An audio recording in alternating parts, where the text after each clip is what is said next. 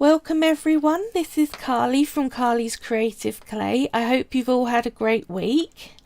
I thought I'd start out by doing my section of the week where I show off things that are in my shop, and I wanted to show off some of my Christmas tree decorations that I talked about on the last stream where I made the body of the dragon.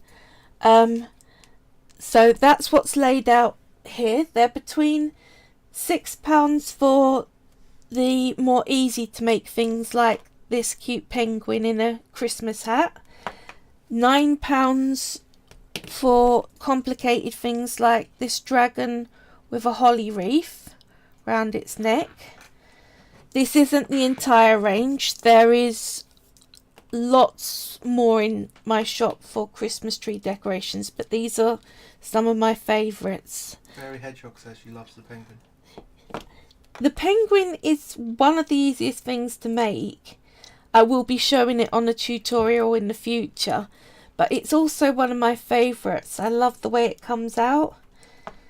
You just have to make sure that you make it in a way that isn't intuitive, because you make all the white bits first, shape them, put them to one side, then do the orange bits, put them to one side, then the red before you touch the black. Otherwise that black's going to go onto everything and you've got to clean your hands all the time. But once you get used to making it almost backwards, really simple. My favourite, apart from the dragon, there's also a blue dragon with a candy cane. I really like the rabbit because he's got Christmas baubles or lights, whichever way you want to look at it, wrapped around him, and a massive wrapped up carrot. So yeah, I think he's nutty enough to be my favourite. So asks if you put your Twitch on your Etsy page. Have I put my Twitch on my Etsy? I think so. I'm almost sure I have, but it will be something I'll recheck. So I'm going to put these lot to one side, but I wanted to show them off. So whilst I'm doing this, quick side comment. Did any of you hear about the rhino at Edinburgh Zoo, the little baby one? Got his leg and neck caught in a tyre that it was playing with. They had to get the fire brigade out to cut him out.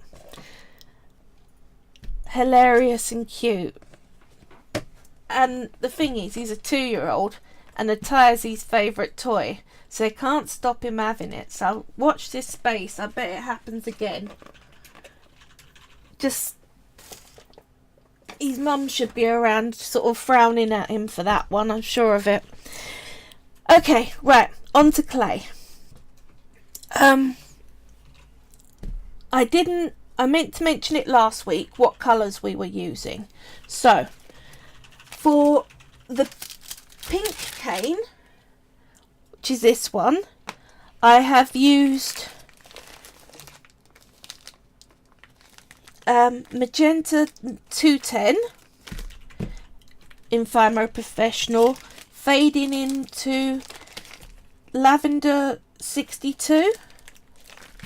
So that's those two colours. Then for the stomach, which I've actually put on, like I said I would last week, so I'll go into how I've done that, but the two colours for that are Polymer Professional 300 True Blue and Polymer Professional 500 True Green. Now the other scales, which are the purple ones, let me get them. They are made from purple number 6. I ran out of the pack, so I can't show you my pack of it, but purple number 6 and white number 0. Now I'm going to show you how I made these teardrop shaped canes and the bar shaped cane for the stomach. I'll do a very quick run through. Now, it's a Skinner blend, so I'll put this to one side. You put, this is for the purple one, you make 2 triangles of the 2 colours you want to fade between. If you want it to fade completely with none of the original colour showing, you do a full triangle that goes down into tiny points.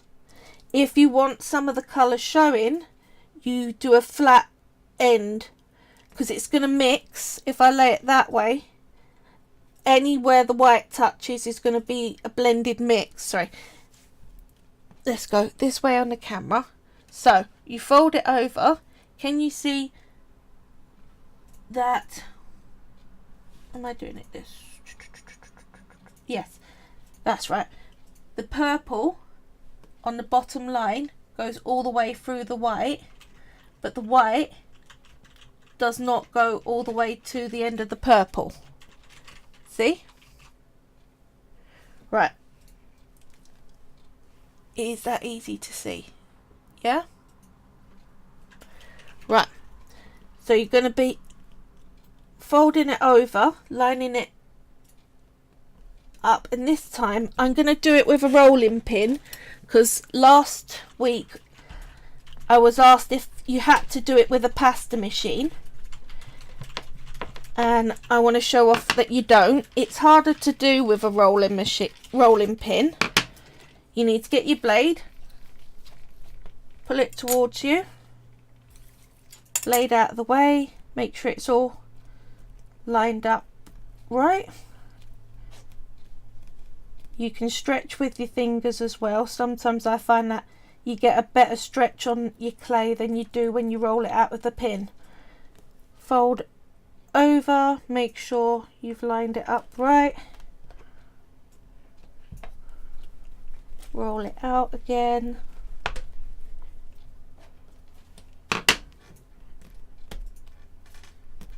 You might want to say hi to Darth Bra. Hi everyone. Hi Darth Bras, lovely to see you. I'm just showing off a quick Skinner blend and showing it with a rolling pin rather than putting it through my pasta machine.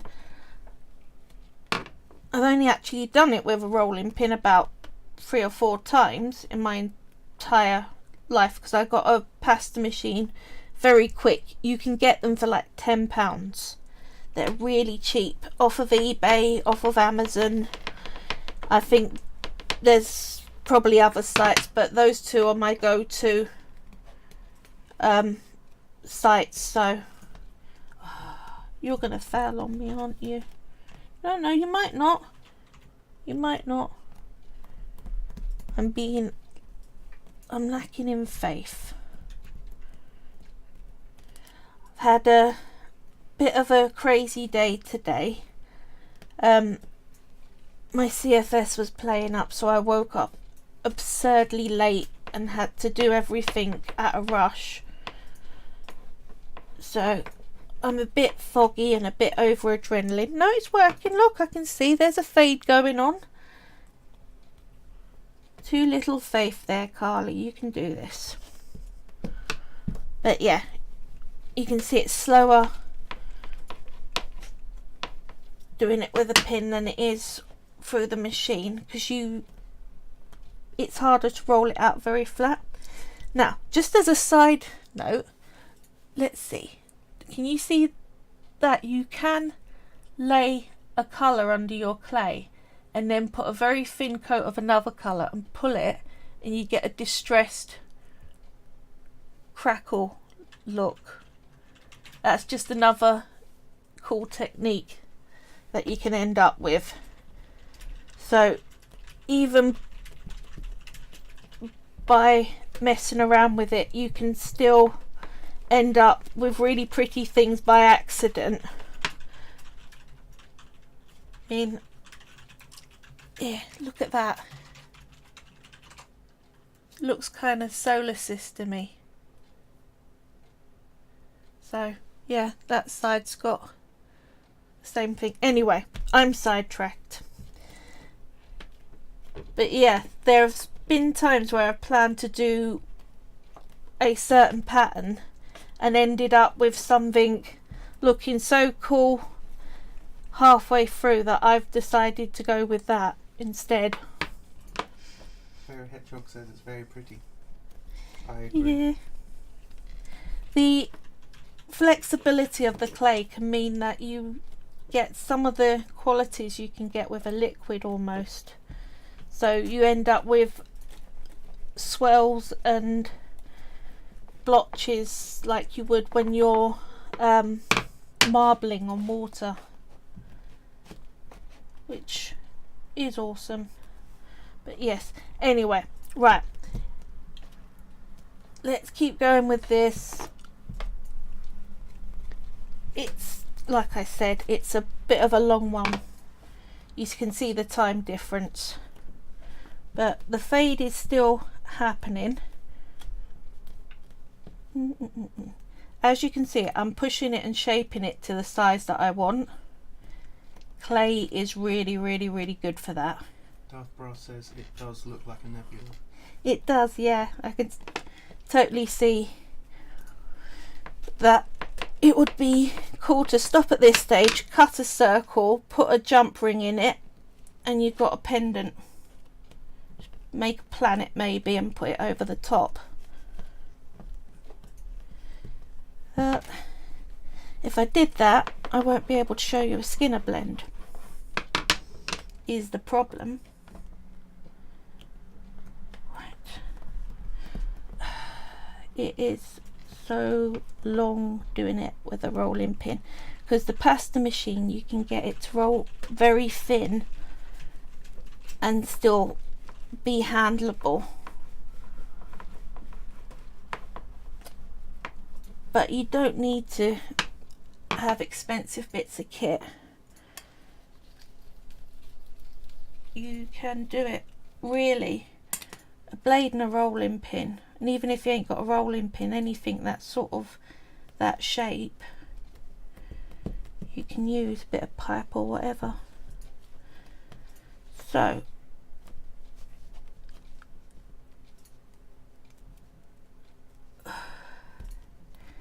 here we go. We're getting there. It's almost there. I know it doesn't look it, but it is.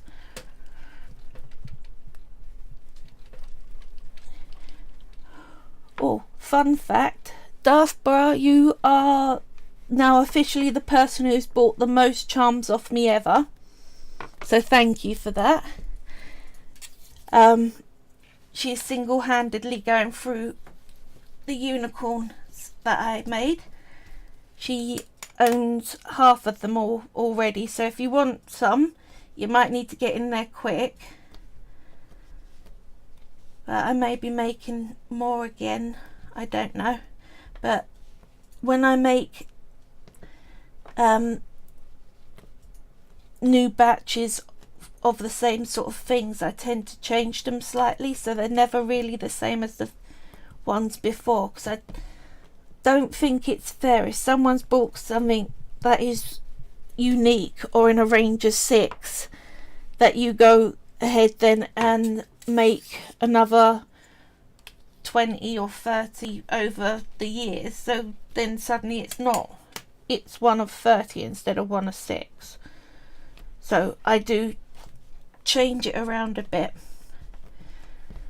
I have had people ask me to remake old things that I've had in my shop, or make things that other people have made, but they've got like a longer waiting time.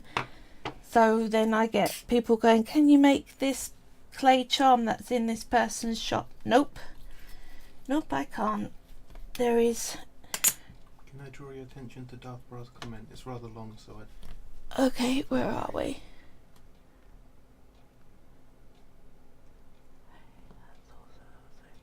Sorry for the quiet, I'm just reading Darth Bra's comment. Hey, that's awesome. I'm so pleased. The unicorns are so good. guys. Go check them out. And it's, oh, thank you. Thank you. I'm really pleased with them. And what I am... Fairy Hedgehog also said that you're an artist, you're developing your art all the time. Yes. Yes, and it is... how can I put this? I love dealing with the general public, I do. It's one of the bits of the job that I find really fun. But they can come out with the oddest questions. There are a list of things that make me go, okay, yeah. Like, I think one of the ones that I find the most interesting is when people say, can you make me somewhere between 7 or 8 of this charm thing? I'm like, is that 7 or 8? This between number. I don't know how to do that on a commission. Maybe they want you to cut one in half? Yeah, maybe I get a bit King Solomon on them and send them half a charm. But you would be surprised how many people do that. Or they say, I don't mind, do what you think. And then you do what you think and they come back saying, that's wrong, there's lots of stuff I want changed with it. You're like, if you knew, it would have been nice to... Anyway. Charlie Star says hi. Oh, hi Charlie. Thanks for coming in. I'm in the middle of showing how to do a skinner blend with a rolling pin instead of a pasta machine. So, it is a lot longer, but we are ending up with prettier in between stage swirls in the clay. There's been a few temptations to stop and turn it into a pendant, but I have resisted and we're pretty much there. So now I could go through with that probably another 20 times and get it a real smooth blend, but for what we're going to use it for, because we're going to shrink it down into a cane, it doesn't really matter that it is a little bit streaky. I find it turns out fine. So I'm folding it over so that it's a thicker piece to be able to work with. Now, if we wanted to make the bar, what you're doing is you're squashing it down and pulling it out sideways like that. So you're going for longer but thinner. The thing I love about polymer clay is it is so easy to manipulate it. You can really mess around with it and it's so forgiving. So as you can see, it's changing so that it's narrower that way but longer that way. So we're turning it into a fade. I don't... Here, can the camera see it better that way? Like that? Give me one moment. I'll change the focus.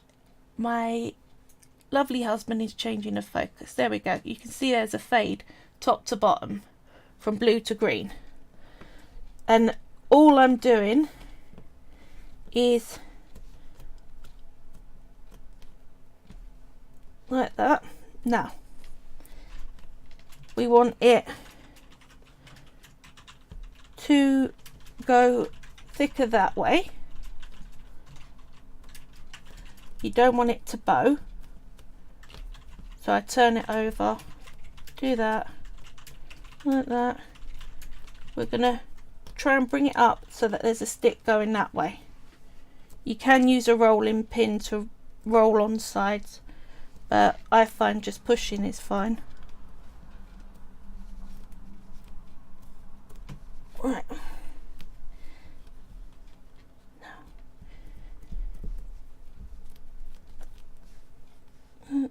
Let's. Here we go. We're almost there actually. Can you see it's very good at changing its shape? So the thing with cane work you start from the middle and pull out to the edge. It helps to not warp your design and brings it along the whole thing. If you go outwards to the middle, you can find that you end up with a warped design and it doesn't work so well. But right, we're almost there. There you go, it's in the bar shape already.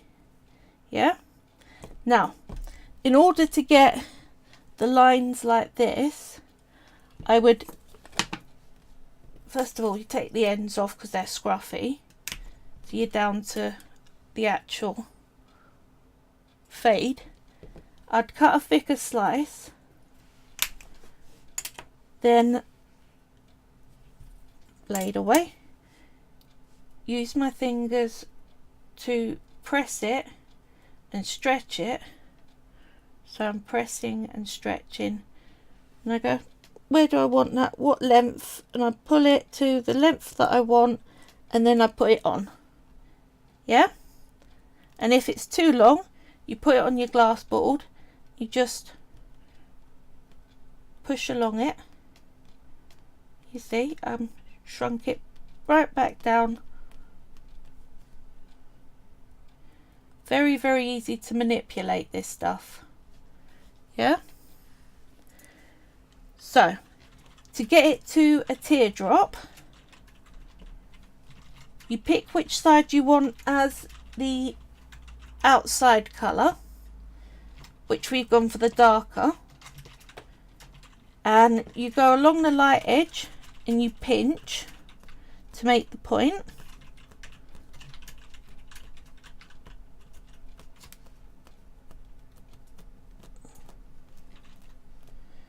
Like that.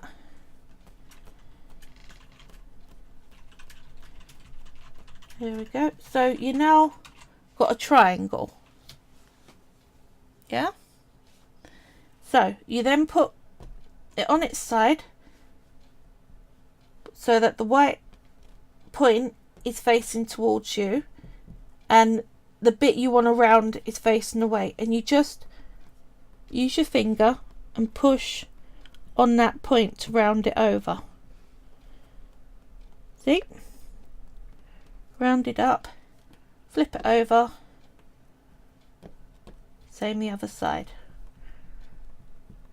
Push along the side and it rounds. Then cut away any of the warped bits. Here you are. You're now got the teardrop shape. Now, there you go, teardrop with a fade. Yeah. Now, we're going to be changing the size of what we're working with. We don't want massive scales that size against a dragon that big. It will look weird.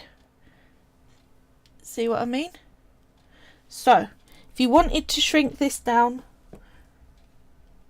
you, again, from the middle, you can change its shape back to a round and pull out so that it shrinks to a smaller size. Then, let's do that all along. When you're happy with the size of it, pinch it back into a point along the white edge, round out the other two sides of the triangle, then can you see, where's the best way to hold that? Is that better? It's a tiny version of that, so you can change its size to whatever you want. Right, so you get how we got the scales and the stomach ridges. So I put this all to one side. let's put the clay that I showed you out the way in my big box of clay. Now, so we don't need any more stomach ridges. This is what we've done. Laid it in a line. Get rid of the cat hair. Then I got it. And I put it in a position that I thought was good. And secure it on like that.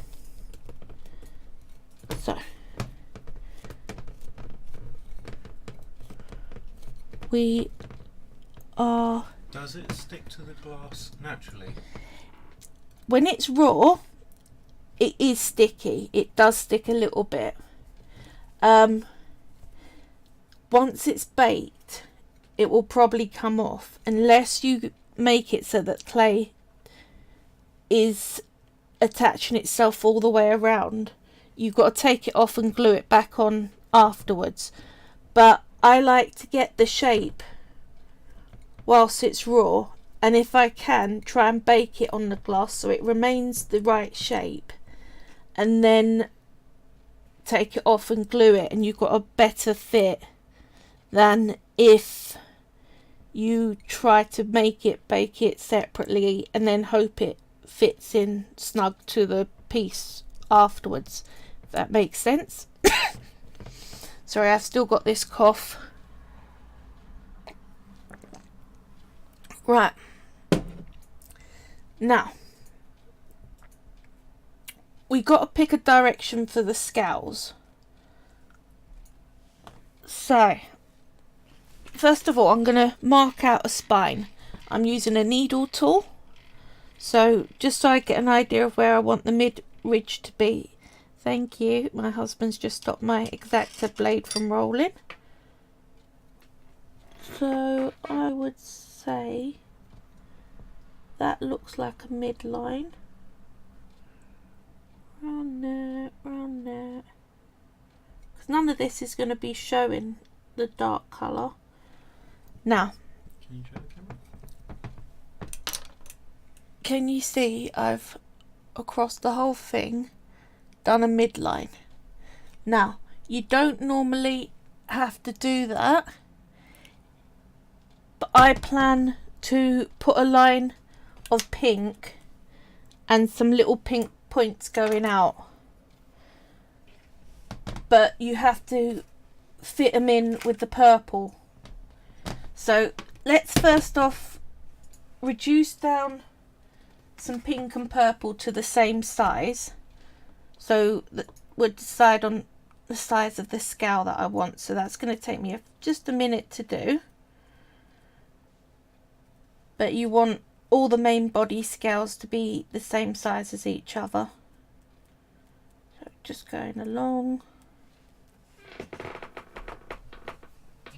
a bit smaller than that. I have cut corners in the past and just put quite big scales on, and I didn't like the end result, so it's worth making sure that you are happy with this. So we're getting there, it's almost shrunk. Take that hair off. It's a good job that it's easy to take hairs off of clay.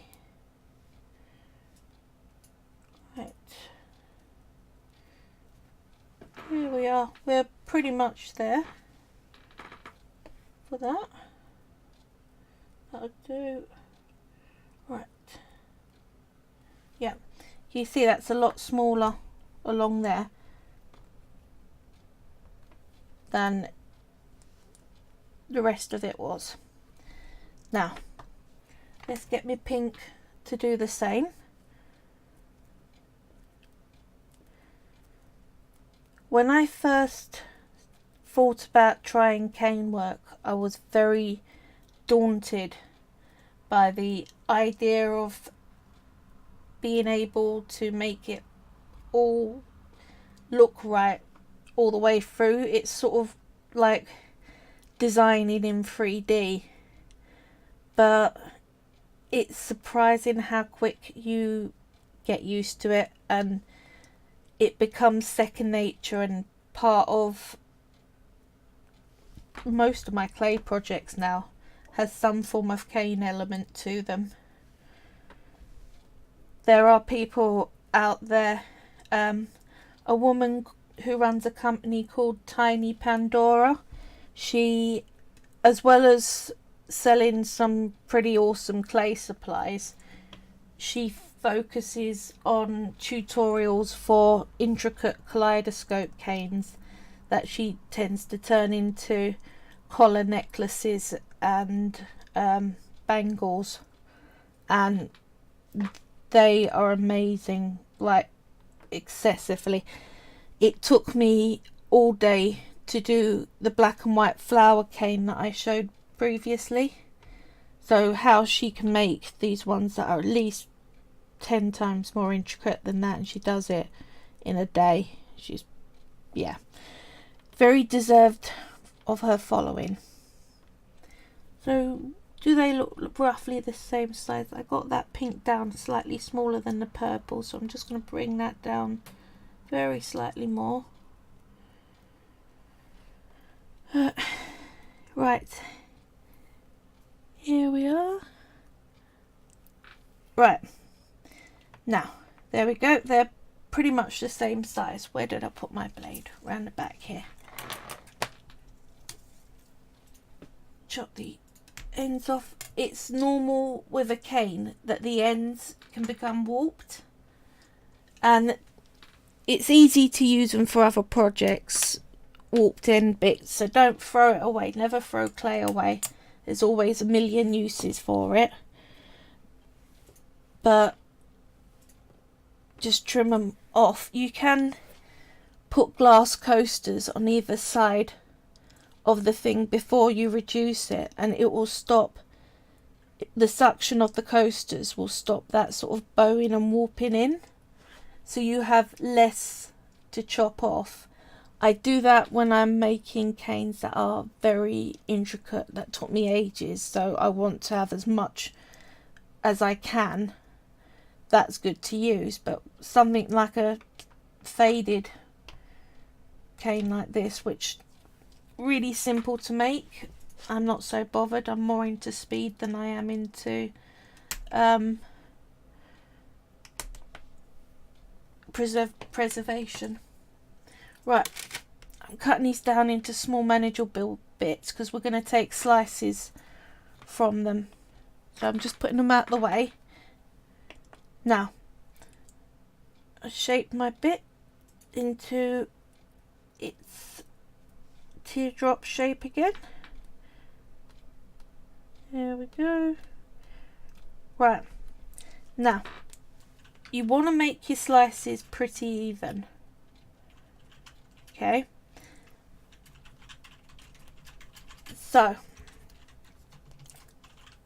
clean up my blade. Where's my tissue got? There we are. Clean up your blade. Now, if you get your clay and you secure it to your board, but you try and make sure that you're able to look over the top of it, rather than have it further away up there and chopping like that, where I really got to stretch to see how it's, whether it's even, the chops. When you're more over the top, it's easier to do. Just as a little sideline, I know I'm taking bigger pauses between talking.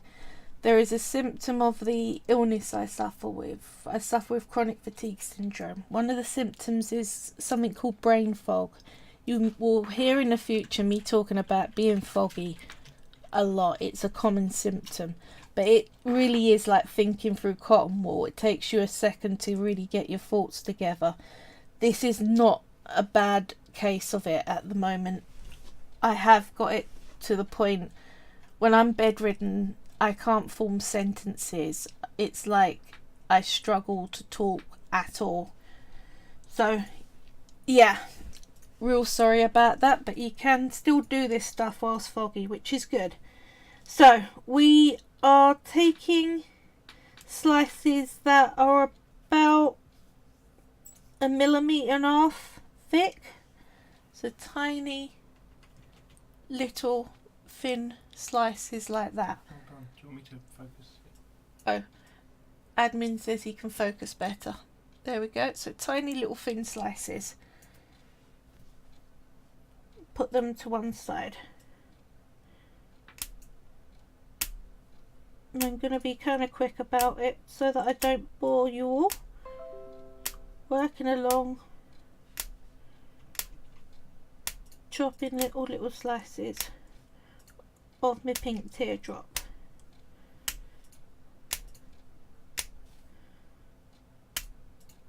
Now that'll do for pink, because I'm going to use a whole lot less pink than I am purple. Right, then we get our purple and we do the same thing with that. So we're leaning over the top. I've got the pink in line so I can see the kind of slice distances that I've done, but I'm making sure that I'm not accidentally using the blade too far, that I'm chopping the pink again. So little slices.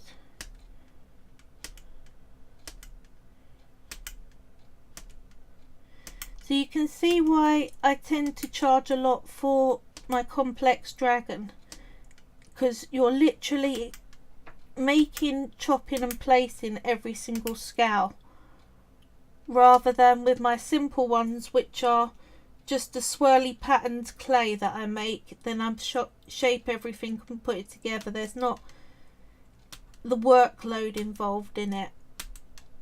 But I do think doing the scales is pretty. Sorry, my admin's just chucking cola all over himself. Oh well. Right, that's all chopped up. Blade out of the way, facing away from you. Then we're going to pick each individual up, use our fingers and just squish it flat and shape to the way you want. Then put it to one side. So let's try and do this kind of quick. When your fingers get too sticky, you need to use some kitchen roll to wipe them off. Stop sticking to my fingers. There we are. That might be because my fingers are too sticky. There we go. Right. So yeah, bit long, bit boring.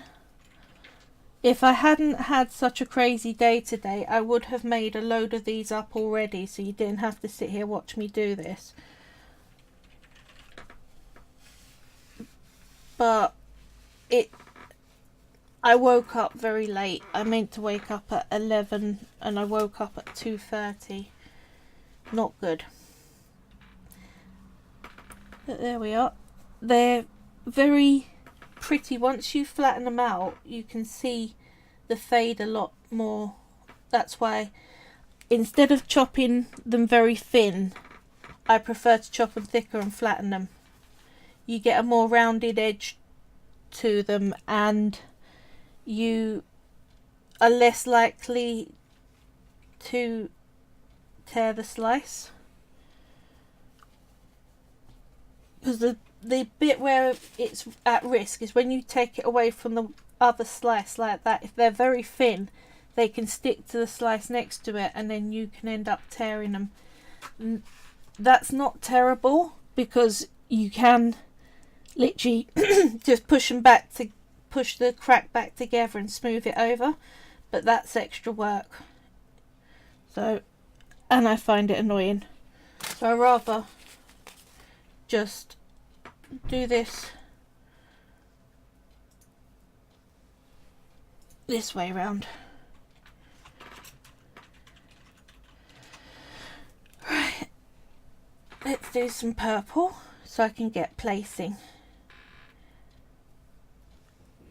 Right, I find putting the scales onto the body first is best, and then you cover the legs in the scales and then attach the legs after that, and then you do the head last. well, you do the wings last, but the head's the last main body bit that you're doing.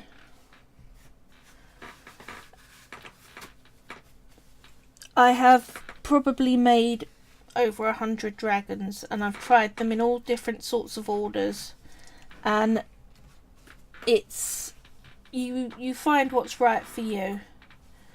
But for me, this is far easier. When you stick the legs on and then try and do the scales, you will find that you have a bit of trouble getting it to go from the back over the tops, like the shoulders of the legs. So it's easier just to do it as one sleek body part and then add them after anyway.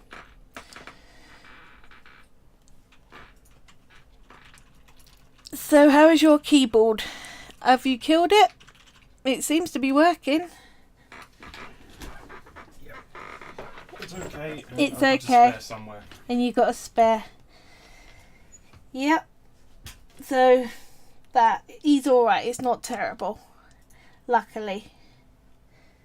Right. Sorry this is long and boring. Whilst I'm doing this, I will probably have time now to tell you. I've decided I'm not going to sell at any Christmas fairs this year.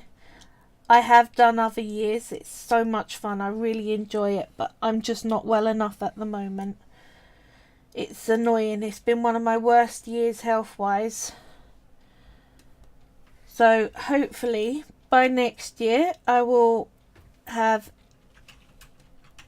gotten to a point where I'm better again and I can go out and start selling at fairs again. Right.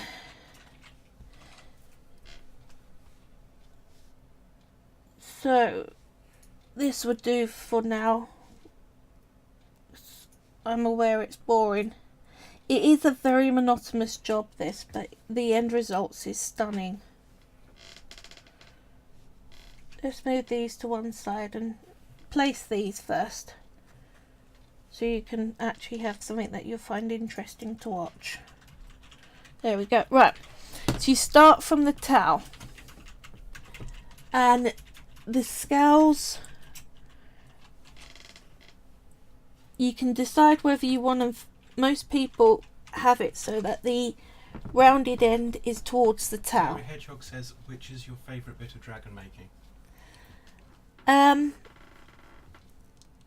I would say on the non-complex ones, it would be making the swirly pattern, because I have no control on the end results really on that, and I love being surprised with how they end up. On these, on the complex ones, I would say the eyes really, because I've gotten close.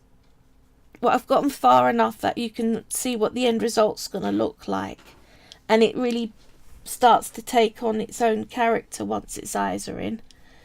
So, right, what I've done is I put a pink in the middle. You want it to slightly overlap the bottom of the towel.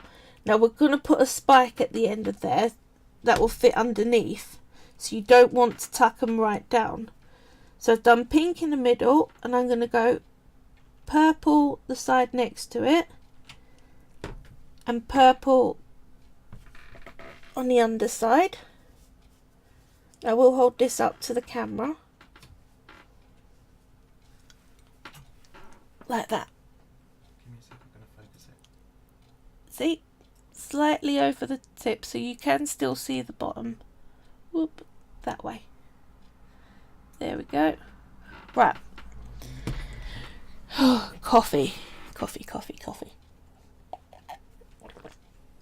This is literally my first cup of coffee today, and it's 5 p.m. It's not good. Right. Now, we are going to put the next pink. Fairy Hedgehog asks, is the widest part of the teardrop facing the end of the tail? Yes, widest part, the curved part, facing the end, with the points going up towards the head. I've lined up the next pink so that it's just overlapping the bottom of the one underneath, so you can still see that fade. And oh no, what did I click? that's what did you click? I clicked desktop and that hid everything. Ooh, admin's causing himself problems.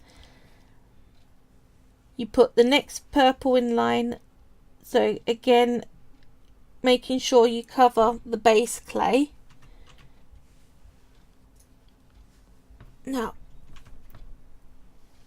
and one that side, and because this is slightly larger, I'm going to put an extra one in there because there's a gap. So that's the next line, 2 in, 1 pink, and then 1 line of purple. But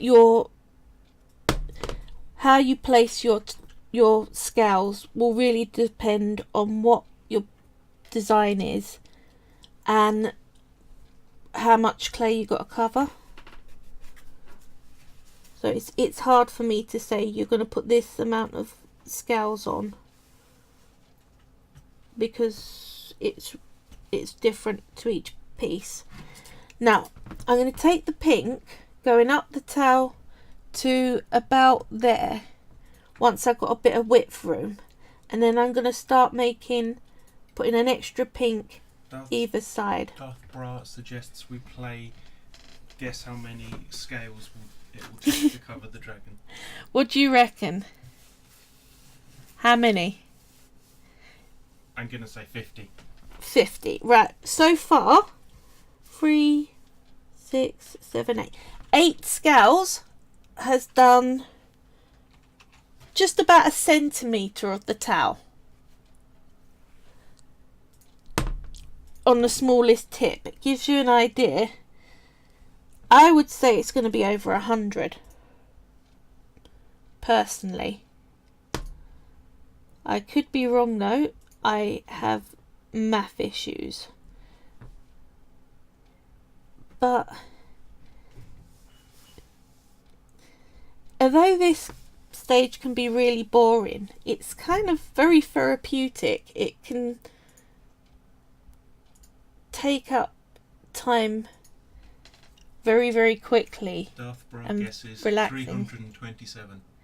327. That's very specific. Stranger things have been the case. I'd be amazed if any of us get it right. And that would be kind of awesome. Right. Now, it's coming along. There we go. So I have been running around getting everything ready to go to the post office today, because I've got family and friends in other countries.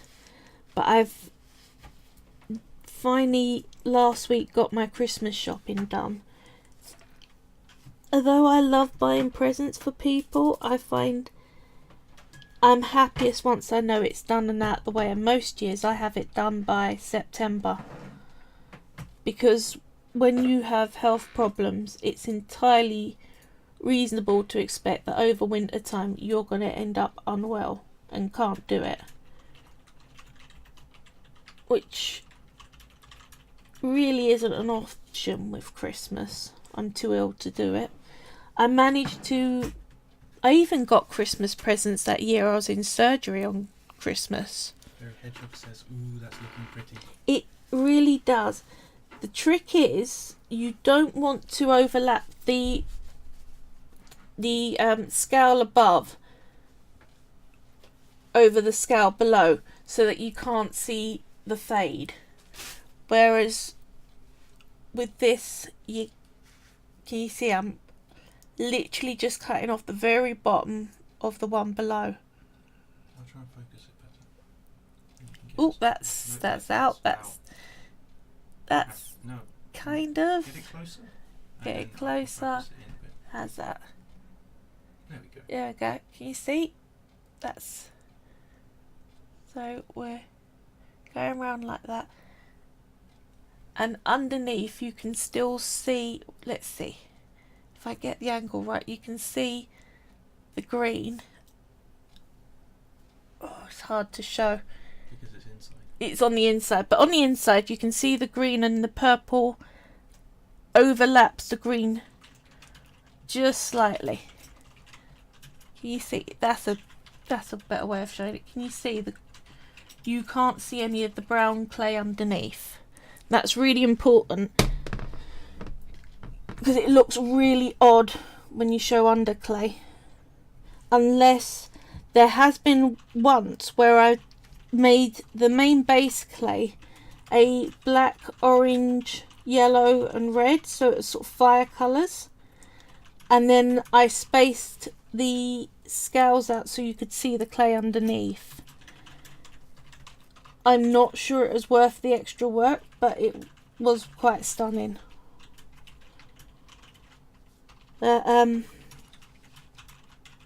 Yeah, that's an option, but it's hard to make it not look a bit weird. Like the scales, you expect scales to overlap because they're the armour. So to have it so there's big gaps in between kind of looks a bit strange. Hedgehog guess is 97. 97. It's kind of like trying to guess the grains of rice in a jam pot. I've always suspected they don't sit there and actually count them. They just pick a number and go, yeah, that's what we call it. 'Cause who really has the time to sit there and actually count them? Maybe that's me being cynical. But it goes on pretty quick. Oops. There we go. I missed a line of tiles there. Now,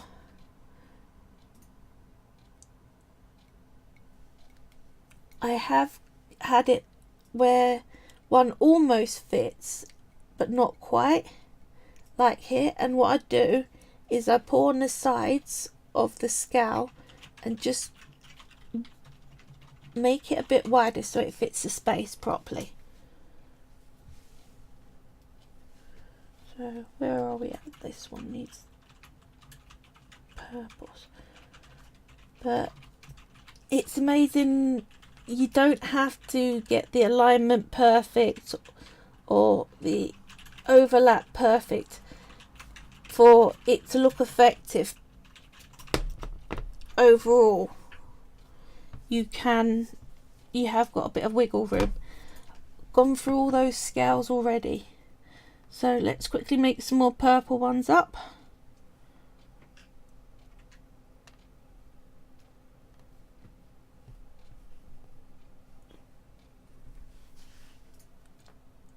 Now, when I'm really skilled, I dual wield it. So one on each.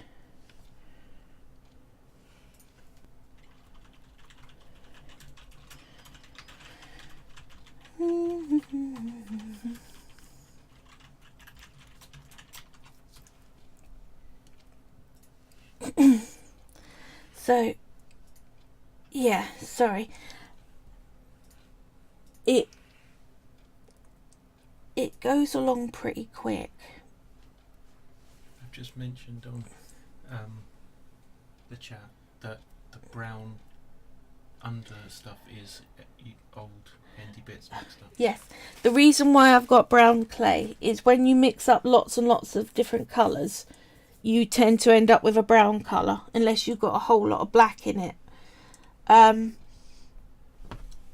What I found was I had a pot where I put a lot of my scrap bits of clay, and I needed a fair amount of clay to be able to make up the base of the dragon.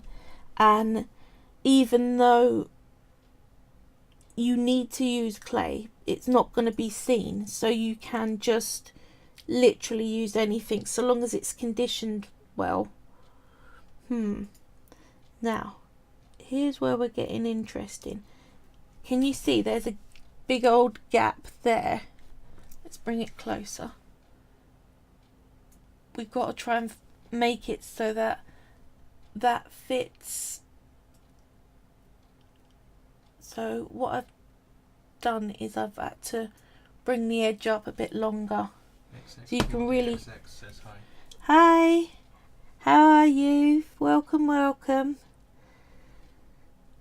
Awesome. I think Darth Bra's idea of shortening it to 4D is a good idea. Yeah, okay. 4D. That's an easier pronunciation. But we haven't got much room to talk about hard pronunciations of online names. What's yours? Aitzine. A-I-T-Z. A-I-T-Z-E-A-N. Z-E-A-N. Yeah. I'm like, can't By you... randomly pressing letters in order to have something unique. Can't you just call yourself Dave? We can all spell that. But at least you know no one's gonna be nicking it off you anytime soon. That's why I made it up. Right. This towel is coming along very quickly. Oops, not a pink one. Almost did that. I have done it where I've attached the wrong coloured scale before. I used to own a snake. Gorgeous little milk snake. They're meant to be red, black and cream. She managed one scale of cream and at least 4 of the bands of colours had the wrong coloured scales in the wrong places. So when you actually look at reptiles, that would have been interesting. I had that up the wrong way. When you look at reptiles in real life, they often do have colours in the wrong places. So you don't have to worry about it not looking perfect. The overall effect hides a lot of minor mistakes. That's all I'm saying. There we go. Lots and lots of scales. Blade face away from me. Like that. Right.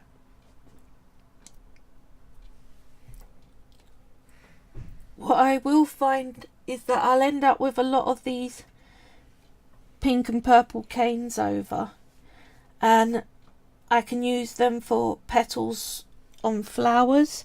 I can make them into more complex canes by sort of twisting them into patterns.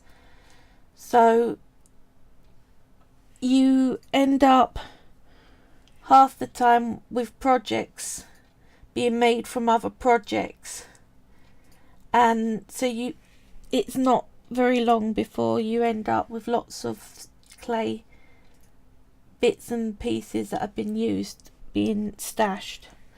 Like, you can't see, but in front of me I have a big set of drawers. You know the little sort of desk tidy small drawers? Let's see, take one out. That sort of size. That I keep clay that I have mixed up into different shades, so they can't go back on the main block because they're a different colour. So I keep them in my drawers. But the thing is, whenever you use any sort of plastic with your polymer clay, you need to test whether it's going to melt or not. So you need to get a bit of clay, stick it to the plastic, just push it on, leave it for 24 hours and see if it's reacted or not. If it's if you can take it off and it looks exactly the same as when you put it on, you're good to use it forevermore. If it looks like you've added a load of sticky glue, so you take it off in strings of sort of plasticky glue, come off, then you know that it is the kind of plastic that will be melted by your polymer clay. And I tend to say that the clay that you've used that's melted with the plastic, throw it away. That's why I only use a tiny little bit, so it's okay to go in a dustbin, because it's reacted with the plasticizer in your clay, basically. I think it's the PV6 is the number at the bottom of it. I know CD cases are renowned for melting every time, but there are Tupperware and things like that made out of the one that melts.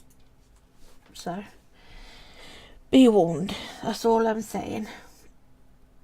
It's just unfortunate that you can't test it in the shop. You could go sneak into your Wilco's, put a blob of polymer clay on the drawers and come back the next day and see what it's like before you buy it. I'm not meant to say that, am I? That's bad advice. Fairy Hedgehog is surprised that Tupperware melts. It depends on the kind of plastic it's made from. It's the ones that are in the PVC range, because it's actually the plastic that polymer clay is made out of is pretty much the same stuff. So the plasticizer is designed to make it soft. Well, in the hard plastic, it don't just make it soft, it literally dissolves it to like a sticky glue. And yeah, it's a bit gross. I'm writing an introduction book to polymer clay, and one of the sections is about that, and I've actually got photos. I've done a test on. Darth Brass says, do you have any idea what you've just started, Carly? Darth Brass says, do you have any idea what you've just started? There's going to be a mass rise in damaged furniture in the Surrey area. Yes, don't do that. I'm sorry. It was bad advice. It's the Cockney in me coming out. Right, for all of you who just went, what's a Cockney? East End of London. London in England, the main city. There's a section of it called the East End. And it's been traditionally the poor section. And the poor people have sprung up a culture, and it's quite an old one. It's been going at least back to the Victorian era, and they are known as Cockneys, Cockney, and it's been widely portrayed in movies and books. So let's have a think. Eliza Doolittle, she was meant to be a Cockney. That accent, the flower girl, that sort of thing. EastEnders staff, that little lot, they are meant to be Cockneys, although they're pretty trashy. I've never known a Cockney to be that level of trashy. Who else? Yeah, this was the one that confused me through my childhood. Do you remember Bert from Mary Poppins? Well, Dick Van Dyke, the guy who played the chimney sweep, Bert, he actually has no memory of filming that movie.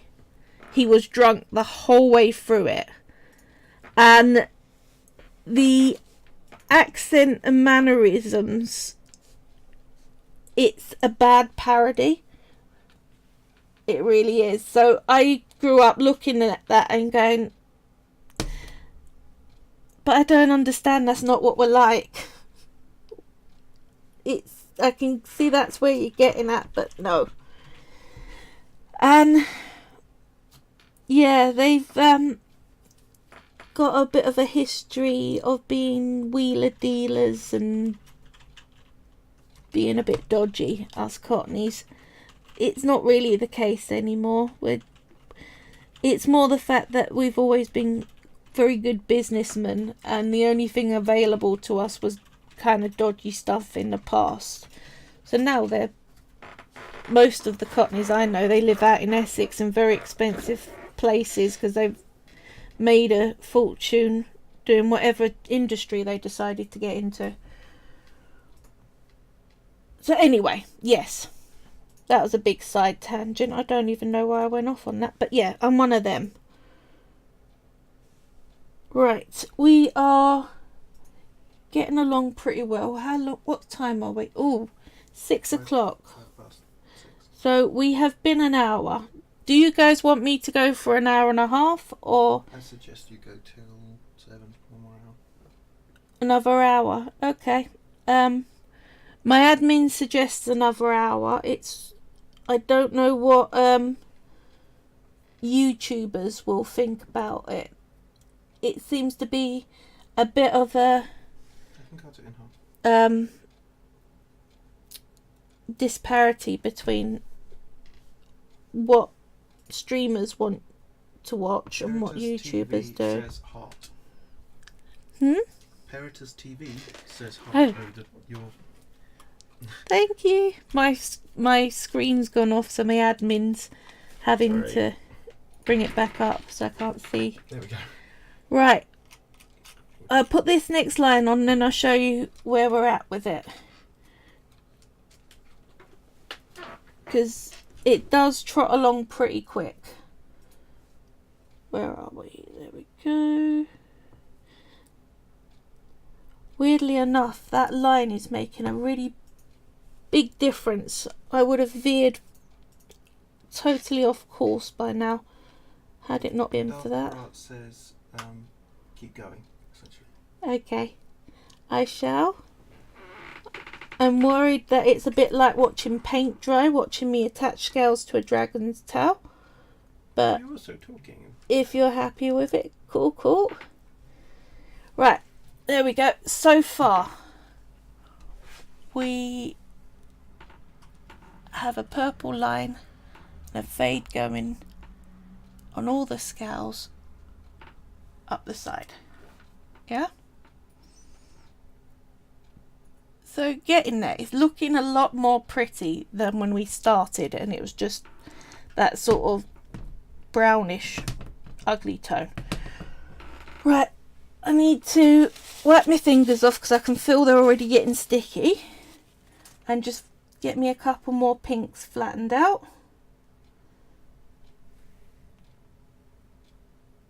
There we go. So how's everyone's week been? All had a good Fairy week? Hedgehog says so pretty. Thank you. It's my first time doing more than one colour on the body scales. If I can, and I'm really not sure if I can, but I want to try and do something like a spiral at the top of the leg. And that would be completely new for me to try and get a spiral out of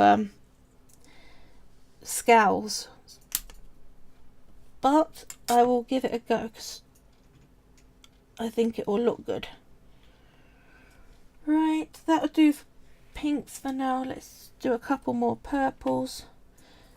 Darth Brass says, well, can you see the message? No. I love it. It looks awesome so far, and it's kind of therapeutic to watch. It looks Yeah. prettier all the time. Thank you. I find it very therapeutic to do these dragons. I tend to, weirdly enough, when I have a rough enough patch that I feel very, very ill, but not bad enough that I'm completely bedridden, I will try and do something like this because it distracts me from what I'm feeling. I can sort of go away from feeling rough for several hours and I sort of zone out into what I'm doing. Because the worst thing you can do when you have health problems and you're having a bad day is sit there and body check which bits are feeling painful, which bits are feeling sick and all that. It makes you feel worse, but it's a natural instinct to do that. So trying to find something that will distract you from it will actually help in the long run. And I find putting scales on dragons is my favourite distraction.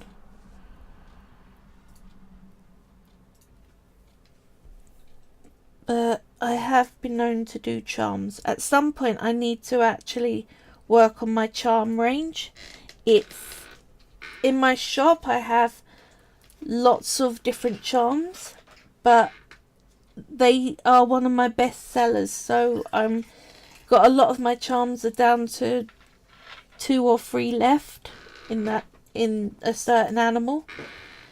So I'm going to actually make a lot at some point soon. So if you are thinking that it's thinner on the ground, if you've been looking for them, I am aware I am going to get on that. If there's anything you actually want made at all, I absolutely love doing that. So just message me on my Etsy shop. There's a link underneath, and we will talk through what you want and work out a price and how long it'll take me to make it.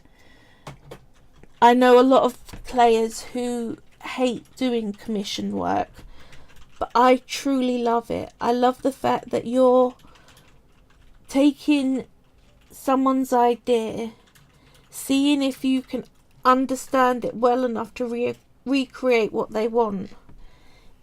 As much as an exercise in clay, it's also an exercise in communication. And I've always done jobs which involved customer service. I kind of have a love for the general public. I think they're awesome. So, yeah, it is something that is one of my favoured parts of my job. And I've had some awesome commissions. One of my favourite commissions, I had an American woman say for her 18-year-old son, they wanted a trinket box of a T-Rex trying to steal the kill of a Triceratops from a raptor. So, out of polymer clay, I've done this Triceratops with all its stomach cut open and gore and blood and organs and everything, and this big T-Rex looming over it, and it was just awesome. I have got pictures of that I need to dig out. That was in the first year of my work, but it's not something I ever would have thought of doing, and I really enjoyed it. So yeah, commissions have been some of my favourite things, and some of the things I find the hardest to do when I get someone that wants lots and changes, then it can be tricky. But yeah, anyway, so that is an option. And if you, now I'm doing this, if you want your commission made live on air and we can talk whilst I make it, that is now totally doable. Fairy Hedgehog says she loves how the pink line is developing. Yep. Well, I'm just getting to the point where we're going to do something interesting with that pink line. We're going to bring it out. So what I'm going to do here is I'm going to put the middle one on and put 2 either side in pink. Oops, there is still brown showing. There we go. Pink like that. And do a pink one like that. So get the angles right. There we go. So it's just starting to thicken out. Then put the purples in each side.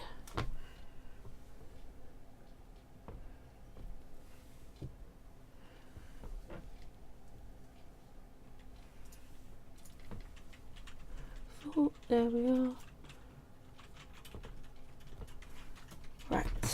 And oh, I'm run out of purples already. It's amazing how quickly you get through your cane. But you do. That's why I tend to make up a lot at first and then use it in other things rather than run out and then have to go and remake up more of the colour fade. And quite honestly, once you start using that Skinner Blend fade, you use it in so many things. It really is unbelievably versatile.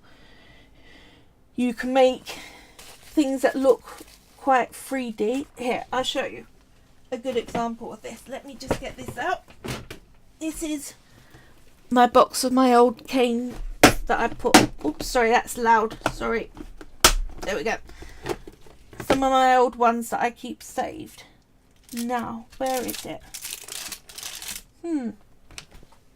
Would be in the other box, wouldn't it? This one. Let's take this up. Right. Here we are. This is what I want to show you. Put you over here. Can you see? Focus it in. Hold on. I'm opening focus window. How that is a Celtic knot, but I've faded. I've done a Skinner blend to just highlight it and make it look more 3D than flat. So you end up using it in lots and lots of things. The other example I have of this is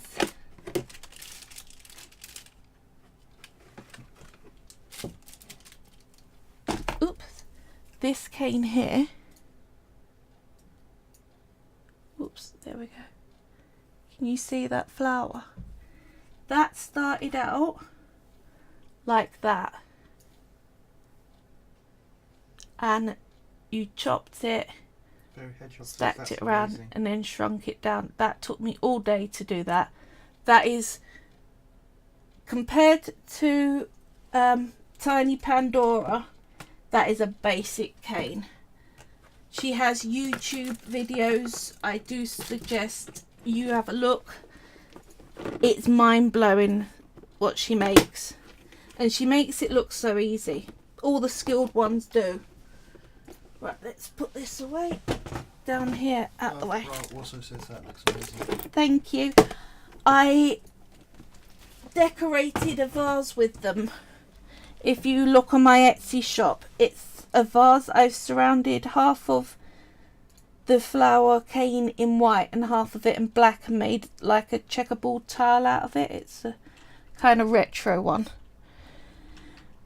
And the excess I made my dad a door sign for his house with it. But yeah, it's worth spending the day making a complex cane, though it's one of the more lengthy things that you can do. It's worth it because you can use it in so many places and you can store it and reuse it in future projects. One of my favourite clayers, oh, what is his name? Ian something. Did you see the question? What was the YouTube users? Oh, Tiny Pandora is the name of the YouTuber. I will see if I can share a link to it at some point. Let me check out the name of that clayer that I will also want to tell you about. Sorry, this is taking me I thought I had it to hand. That would be the case, wouldn't it? There we go. John Stuart Anderson have a look at some of his work. He also does cane covered things, and he is just incredible. He's one of my favourite clayers out there. He has a white flower with a green background as his Facebook logo. Process, thank you. And he does art exhibitions. He's at that level, and I totally see why. He's a bit of a wizard.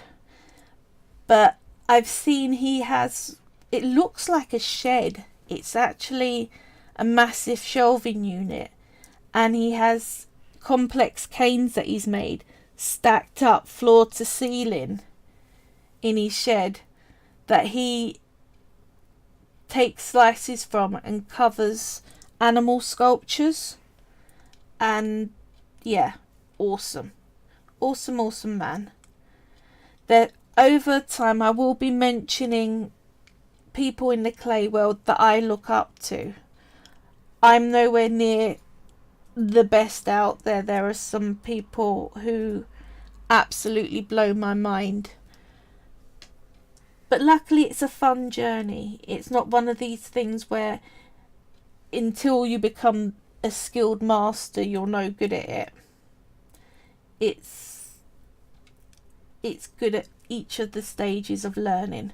And I never found that with drawing. I never found that with painting and things like that. I found many of the crafts I tried were very frustrating. But I suppose we all find what's right for us. There is so many different forms of art medium out there that there is something that's right for you. And it is really important for our own mental health to be creative. It's part of who we are as people, that we just spend a little bit of time, even if it's just colouring in a picture someone else has drawn. That's worth it. Where did my pinks go? Have I used all my pinks up? I have, haven't I? Let's cut some of them. I think it is interesting because we are, although others in the Great Ape family have displayed the ability to do creative things, they don't seem to have the level of drive for it that humans do. It really does seem to be part of who we are as a species. I think it's a good thing. I think it's a good thing that we all like different things and we all are able to do different things. It means we end up with a massively huge variety of art out there. That's what I like. I used to think I was absolutely awful at anything artistic. Literally, if you told me 3 years ago I would be doing a YouTube making complex sculptures, I would have laughed at you. Like a musketeer? Yes, like a musketeer, head thrown back. Right. Yeah, this is definitely repetitive. Do you remember in school when they made you write out lines and you had to write 50 lines and that was extreme punishment? The amount of the tasks in adult life that make that seem like a walk. I mean, the repetitive nature of so many things. I think lines kind of prepare you for life. Like, with boring things, I find I have this thing I do for myself. If there's something... Star says she's just checking back and it's looking absolutely brilliant. Thank you. There we go. That's what it's looking like. We've got a purple line and we're starting to spread out at the base of the towel. I try to do a thing. When I believe I can't do something, I want to challenge that. So when I believed that I killed every single plant going, that I couldn't grow a weed, I decided to get myself tons of different vegetables and grow them from pots one summer. When I thought I couldn't sew, I handmade a patchwork blanket that fit across the double bed. So that sort of thing, I'm a bit excessive, because I know that just because you believe something to be true doesn't mean that it is, because it can be right when you formulated the belief, but it ain't right anymore, or it could have never have been right and it was based on fears and all sorts of things like that. But just because you believe it to be true, it feels like it has to be true to be believed like that. But humans are amazing. We can believe stuff that is completely false. And the thing is, we've found once we've got it in our belief section of our mind, we don't naturally re-examine it. We assume it to be the case forevermore unless we actively turn around and say, I'm going to check on this. And it's surprised me several times. I spent many years on a walking stick when I first got CFS, and I don't know at what point I was able to come off it. I know at what point someone turned around and made me re-examine whether it was the best thing for me still, and it turned out at that point I wasn't. But I wonder how long I was using it and I could have stopped, that sort of thing. So yeah, it's worth re-examining beliefs about I can't do art or I can't do anything, because we're pretty good at being able to do most things, really. Right. Dark process, very intelligent thinking. I'm going to take these out to one further along, so the pink is a bit wider. So instead of 3 pink, I will be going to 5 pink and then purple each side on this line.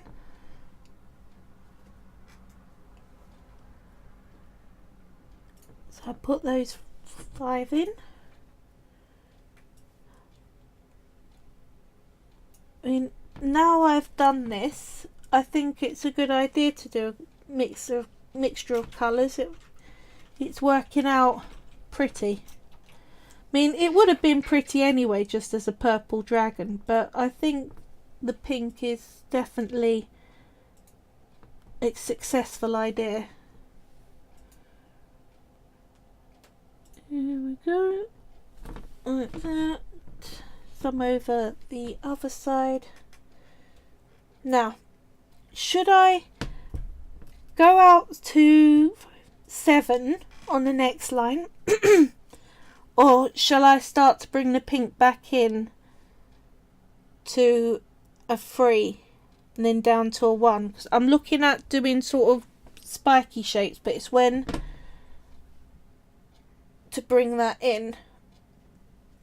Should I do a big diamond or a small diamond, basically, in the pink?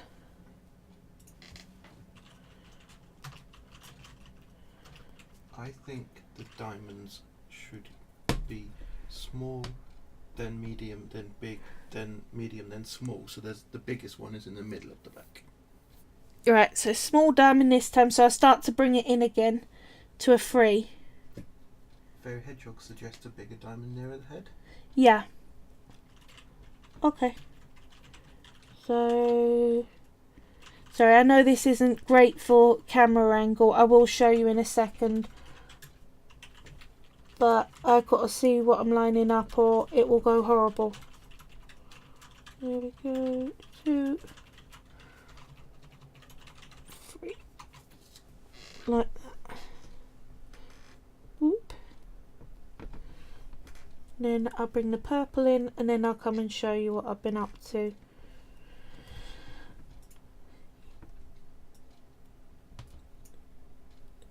go. And I'm back cutting more. Again. Right, what I think I'll do once I end this is over the week I'll finish the back off. So next week what you'll be seeing is me starting doing the legs. So there we go. So it's, let's try and get it straight angle. There we go. That's better. You see it's coming out and then going back in again. So I'm going to bring it back down to 1 and then start to come back out again.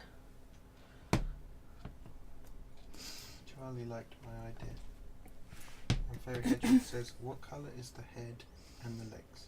Right, what I'm going to do is I'm going to make the legs out of the brown. I've actually made them on the last episode. That's the front arms, there's 2 of them.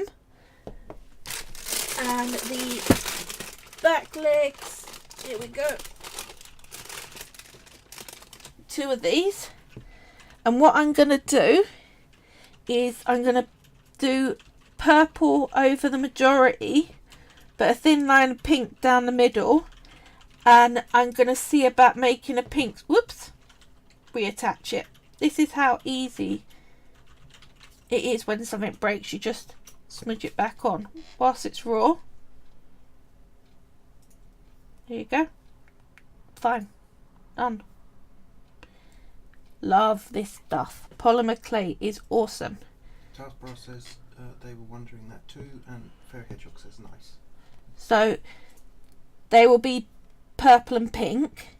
Then the head I'm going to make out of purple clay and then put scales across the forehead in the purple and pink, but the main face is just going to be this purple, or I can mix it up with some pink into a swirly design. We'll vote on that when we get to that stage. Then we will have the wings will have purple along the outer, the actual wing, the main part of the wing, but the membrane is going to be either a pink or a purple long faded like Skinner blend sheet. Then the horns and some of the wing is going to be in silver. I'm going to work out that nearer the time. Eye colour is going to be blue. We made the eyes last week. I've made teeth as well, because it's easier to put baked teeth already into raw clay than it is to try and get it so that they don't touch each other and misshape whilst putting in raw clay into the mouth. We'll decide nearer the time whether we want an open or a shut mouth, whether teeth is going to be visible once I've done all that. So what time are we? We are about 6:35. I think I should probably end it here, because then it's been an hour and a half. Then I ain't gonna get complaints from people trying to follow the tutorial that is too long. I will be back next Wednesday, 5 PM GMT. I will have finished the back off and we'll be ready to do the legs. Okay? So, sorry if you're only just joining. I'm going to be heading off, but I will have this up on my YouTube channel either later tonight or tomorrow. Okay? So thank you very much for joining me. I'm glad you've really liked my scale work. And I hope you all have a great week, and I will see you next week. Okay. Bye everyone.